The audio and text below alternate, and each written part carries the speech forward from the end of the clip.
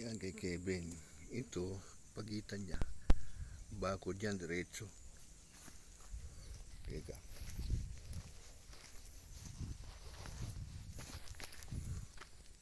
Yan, iba na may-ari. Pero yan yata yung kay Mrs. Castro. Ito yung kubo na ginawa nila. Yan sa loob.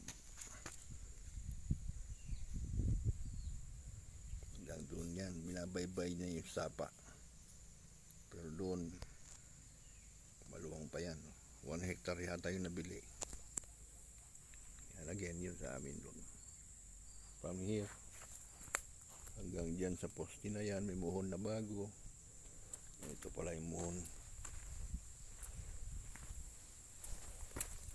Magpalagay ulit ako ng muhon. Northeast corner. Yan, diretso doon. Andun sila ngayon sa baba.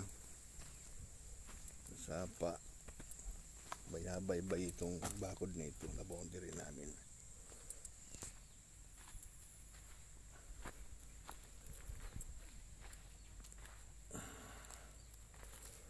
Doon sa sapa, diretso ito.